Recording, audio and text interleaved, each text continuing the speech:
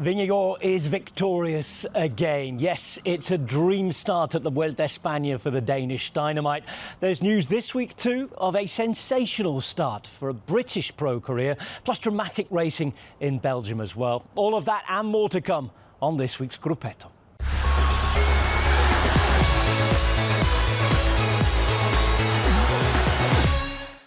The Vuelta A Espana began in Turin, northwest Italy, the sixth time that the race had embraced a foreign start. Day one was a relatively quiet day by Tour of Spain standards, however. Beginning at the Royal Palace on the outskirts of Turin, a breakaway was caught well before the bunch reached Novara, and it ended like this. They're back on the stretch of road where they won their first ever Grand Tour stage, and now Philipsen goes. It's the Vuelta A Espana on Italian roads. Jasper Philipsen's on the front, and he will win this at a canter. Beautifully set up by Alpecin de Koenig.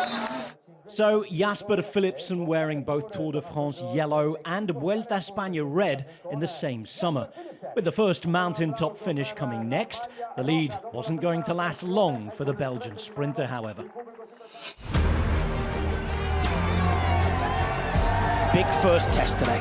Limone Piemonte, 1,900 metres of climbing, the first Final in Alto, the first mountaintop finish. And another rider down, 2 down, 3 and 4. Oh my word! I went down pretty hard, but because it was so slippery, I was sliding more. So I didn't really get any bad road rash or anything.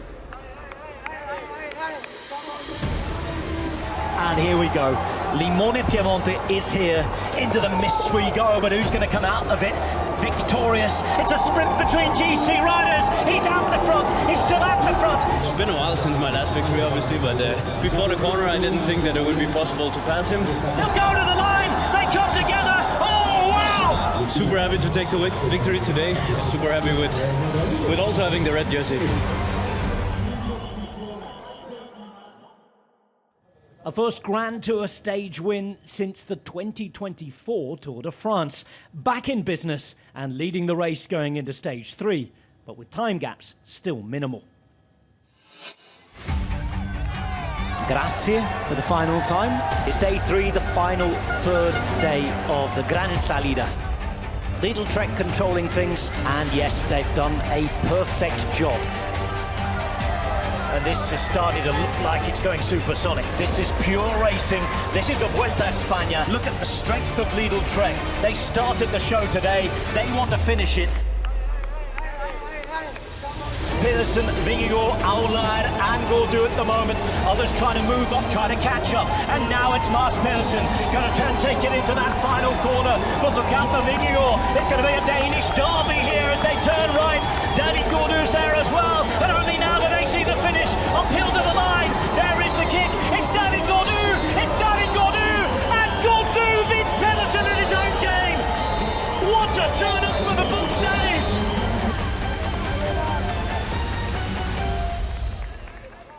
So that's the racing from the opening 3 days in Italy. And our dynamic duo of Andrea Berton and Anders Milker have been following events closely on the ground.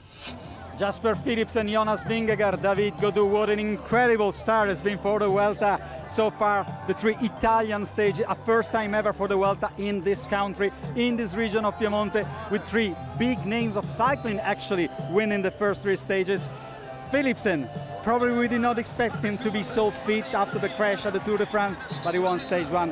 What an amazing win it's been. It was in one hand not a surprise, but also a surprise coming back from the injury. But Alpecin de Koenig just showed again that they might be maybe the best like sprint team, like the lead out he has behind him. That was very remarkable and special. He was already in the yellow jersey this year, and now already also in red. So yeah, good start.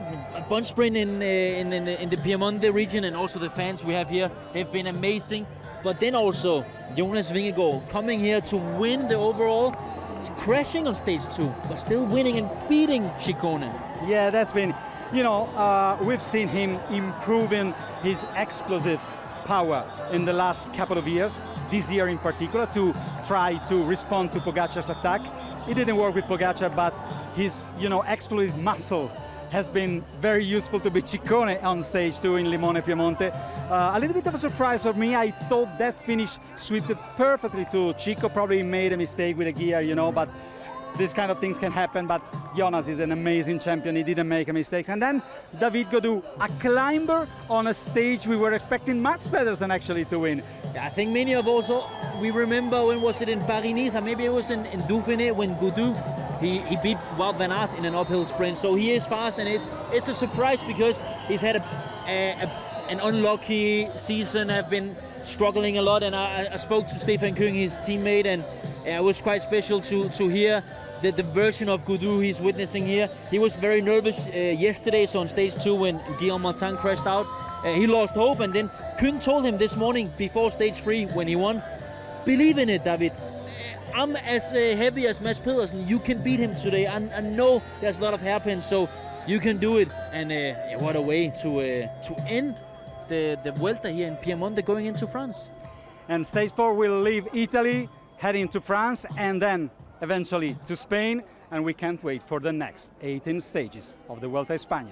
Well, it's all calm here on the rooftop, but it'll be anything but that at the Vuelta. After 3 days in Italy, it's a journey over down to France. Over the mountains yet again. This is, of course, the Tour of Spain. It's its identity. And after that 4th stage, there'll be an aeroplane transfer, and then something else that's crucial to its recent identity, a team time trial in Catalonia, the first Spanish stage in and around Figueras.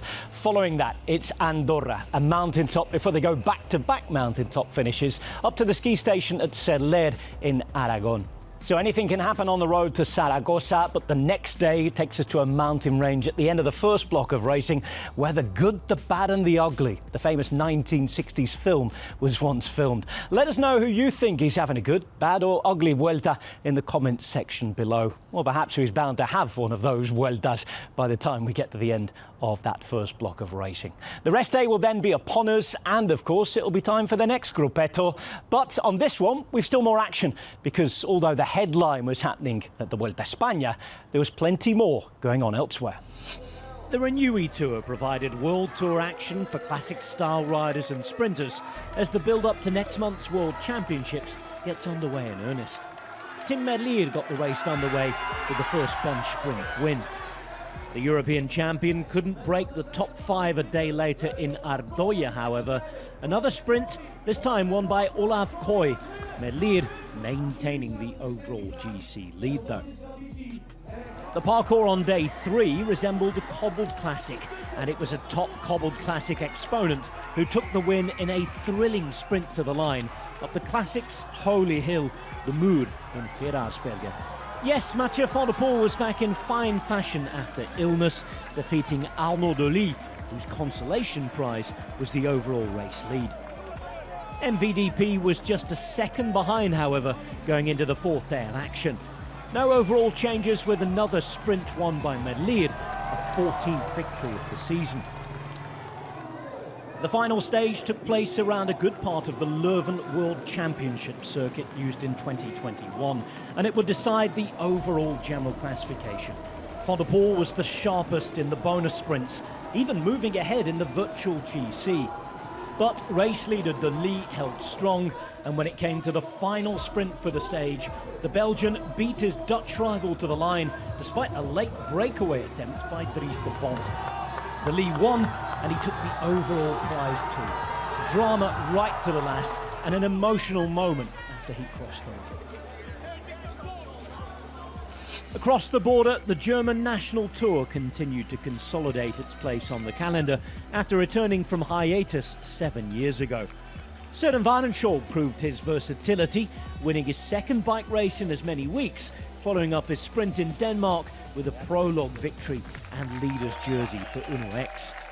After a nervous wait for the photo finish results, Matthew Brennan was able to celebrate taking stage 1 proper 24 hours later. He beat mighty Jonathan Milan. The young Briton now has 10 wins in an amazing first pro season. The way things have been going, it wouldn't be a pro bike race without a UAE Emirates win. Jonathan Narvaez providing that in Ahrensberg, moving up to second in the GC in the process. Controversy was the order of the day after the 3rd stage. Danny van Poppel winning the sprint, but relegated once again, picking up a 4th yellow card of the season. No other rider has been given more. Varenshaw was declared the winner, and the resulting bonus seconds meant that he headed into the last stage with a 10-second lead at the top of the overall timesheets. And that will be good enough for him to win the overall, the Norwegian adding the Deutschland Tour to his other big GC win in Belgium last year. The final stage was yet again taken by Brennan after a big crash behind. The win counter now at 11, and a reminder that the man from Darlington only turned 20 earlier this month. Now away from competition, transfers continue to be announced for next season. I've got the list here all ready, we're ready to go, and more are pouring in as the weeks go by. This week though, it's all about Q36.5. Yes, joining Tom Pidcock and Eddie Dunbar and co, we've seen Chris Harper announced this week.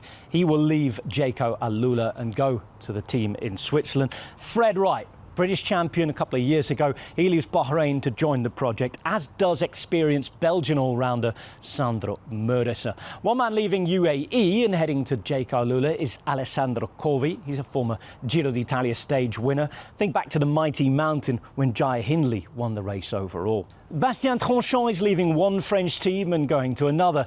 It's Decathlon he departs, and he's off to Groupama FDJ. Elsewhere, a bit of a left field move, Anton Schiffer.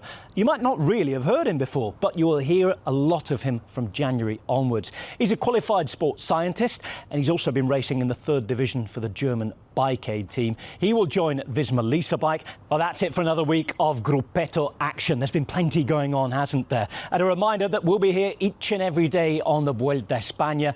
Broadcast times do vary because some days it's the whole stage that's provided by the host broadcasters. Other days we only get to see around half or 3/4 of it. So make sure you check your schedules to tune in on TNT Sports and Discovery Plus. There's racing from France as well with the Tour de l'Avenir Hommes and Femmes. The Bretagne Classic will take place too. And a reminder that on our YouTube channel each and every day there'll be short highlights, there'll be extra features. Hit the subscribe button and join us there too. For now though, from the Gruppetto, we'll see you next week. What a Vuelta start it's been, eh? Goodbye.